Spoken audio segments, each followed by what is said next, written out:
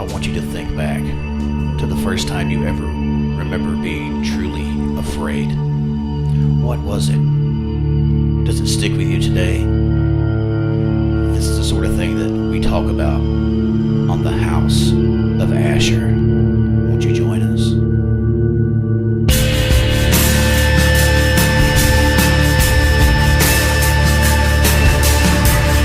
The House of Asher, a clearing house for the mind.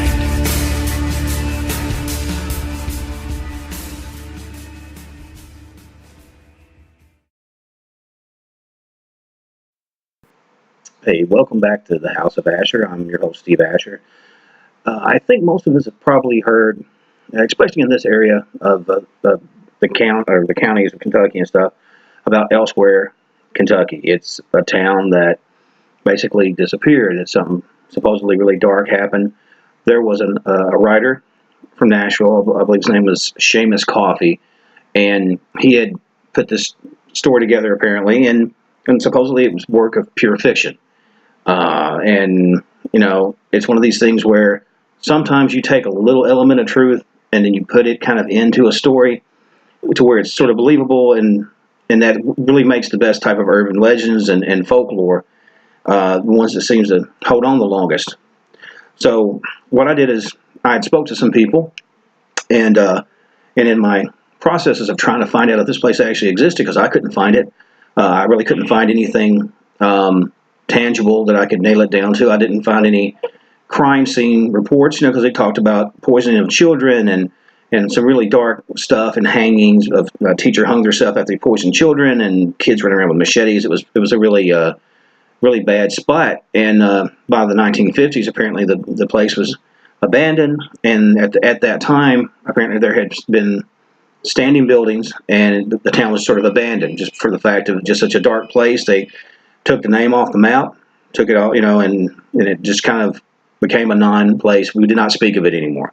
Well, and again, in my hunt for trying to get some sort of validity or a solid, this absolutely doesn't exist, I ran across a fellow by the name of Mike, and we started talking, and in the process of that, I just kind of brought up some of the old urban legends and things that I've heard of, and he started telling me about, he had heard some things from family about this supposed Elsewhere, Kentucky, but this was years ago. This was actually before the gentleman wrote the book. And that's not saying that, obviously this man wrote a book, and he wrote a very interesting piece of fiction, but is there possibly some truth to this story, be it Elsewhere, Kentucky, or be it whatever, or be it some sort of horrible incident that happened? And I actually have Mike on the phone with me right now, and he's going to introduce himself and tell us a little bit about what he knows about the area, and how he come to learn what he learned and what he learned. Mike, can you hear me okay? Yes, sir. Okay. My name is Mike, 56 years old. I have family in Callaway County. My dad grew up down that area, and his sister's husband had told me about this. They lived on the other side of the county. He wouldn't go down there, but he had some friends that had went down there, and one of them had went into the old store that was there, had been totally abandoned, with food goods still on the shelf, money in the cash register.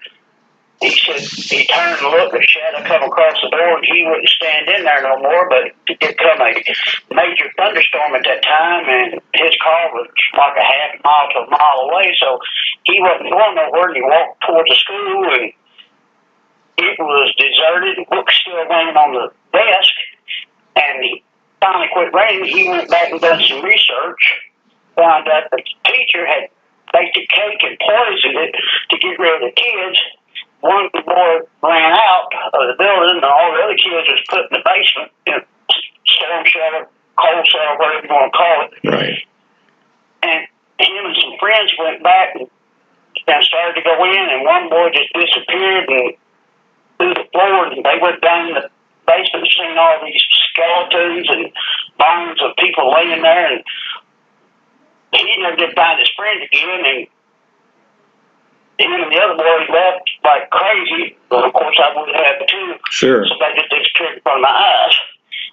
And he started to go back, and the county sheriff had already blockaded the road. They dug a ditch out where you could not even drive back there, put trees down around it, and he said the next time he went back that area, they had done bulldozed it, buried everything completely under it, and it was taken off the map. He tried to Google it later on when Google Maps come out, and it's blurred over.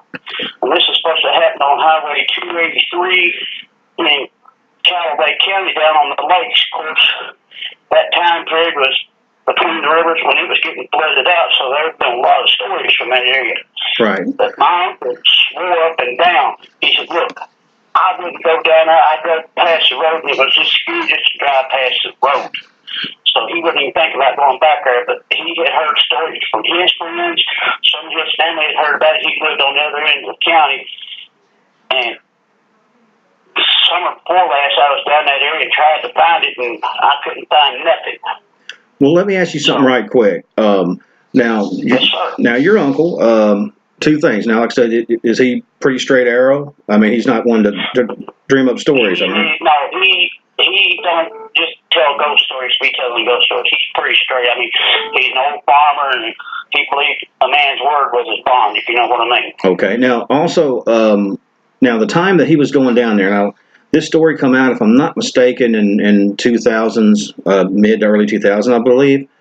Now, when was he telling you about this? Was this around that time, or was it before that? In the 70s when I was a kid, and he said it happened when he was a kid, so it had to have been in the 50s when he knew of anybody going down there. See, the story that, the way the story read, they talked about like some stuff in the 30s, and then somebody with a machete hacking up a bunch of people in the 50s, and then that's when they said we're done. So the timeline sounds right. That's, well, I mean, he didn't say nothing about the machete. He just told the story about the poison cake. Right. Which, I mean, that's enough. I know. You know. It's enough. I ain't going down there no more. Yeah, I definitely don't go to no birthday parties. That's for sure. Yeah, right.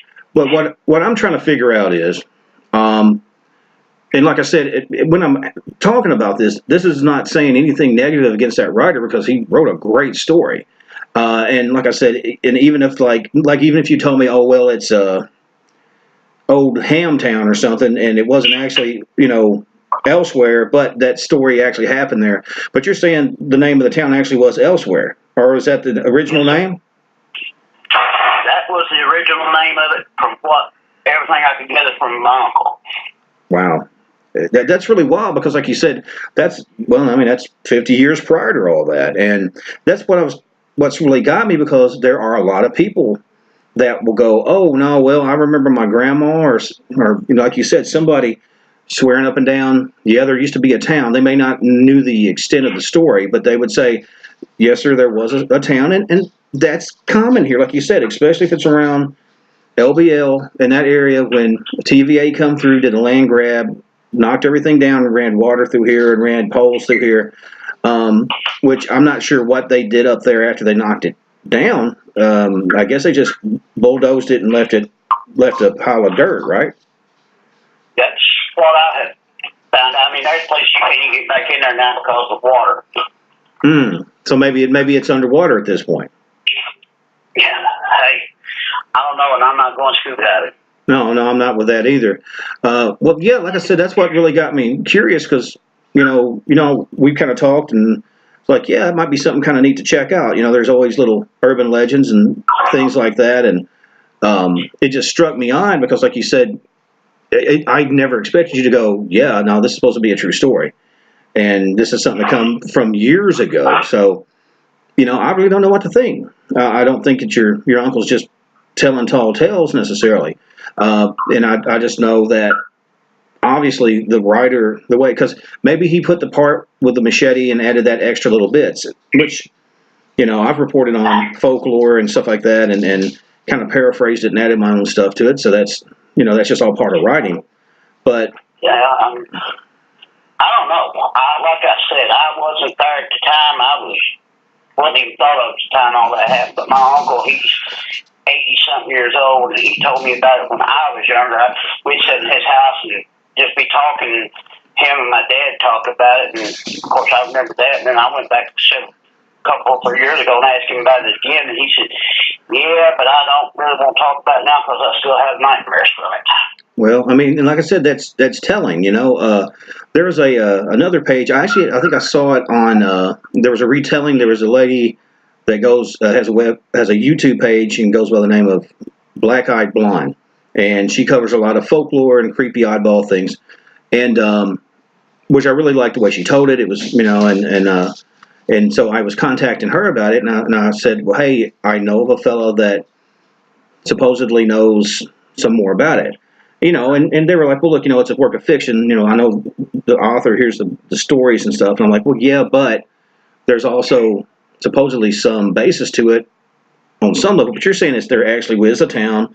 The actual murders actually happened. You don't know about the machete and any of that, but like the boy disappearing in the school, all that supposedly is factual. Yes, sir.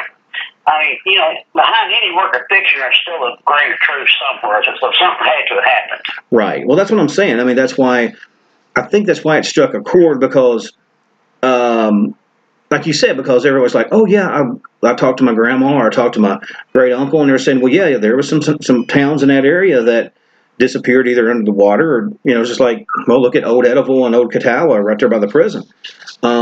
100 years from now, people go, oh, there was never any other town there that used to be whatever. But, the thing was, like with Edival and Catawba, there was newspapers that you could probably find in, like, Frankfort. I've not been able to find anything about, I forgot what was it called, like the Elsewhere Echo, or there was some sort of name of a newspaper, and I can't place it. But Elsewhere Gazette. Gazette, okay, yeah. I've not seen anything about it. But then again, if it was just a small little, what was it, like maybe 1,000, if that? I doubt it as big as Fredonia, which is 400 people. Okay, so just a little, not even a full small one-horse town. Right. Okay. So basically, it would be called like a hamlet or an unincorporated town, I believe is what they would refer to it as, because you have to have so many to be incorporated. Correct? Yes, sir. Okay. All right. Well, I mean, it's like a spot in the road. Well, like I said, I would really like to learn more on that, and the fact that your uncle, and like I said, and I'm sure he's not a scaredy cat. I'm sure he's seen some things. The fact that he still is just like going, yeah, I don't want to talk about it. I can understand. I mean, if I lived anywhere where something like that happened, I probably wouldn't talk too much about it either. No, you're absolutely right. But okay, well, Mike, man, I appreciate it, and if you find out some more stuff, let me know, and I'm going to ask the people listening to the show now, if you have some more information on it, especially if you have any maybe photos of the old place, or if you had like grandparents or great-grandparents or somebody that had family there, maybe got a postcard, come visit us elsewhere, let me know. And because I kind of want to get to the bottom of it, because it seems really interesting. And, I love folklore and all that. And what I'm going to do is, I appreciate you tuning in to episode 7. And I do need to make mention of, if you don't mind, go to my webpage, steveeasher.com, all lowercase and together, and it connects, links to my books, links to the T-shirts that Posh Embroidery does in Princeton exclusively, all the different appearances that I got going on here and there, and also we'll soon have a link to the House of Asher, so you can it's like a one-stop shop. But I do want to thank you guys for tuning in, and any thing you can give me to help make the show better, maybe more something you want to see, or maybe a subject you want to talk about, let me know. But the night's getting to us, and it's starting to get dark out now, so the world's going to slow down. So make sure you lock that back door, check under your bed and your closet, make sure you got the dog in and the cat out, and until next time, stay scared.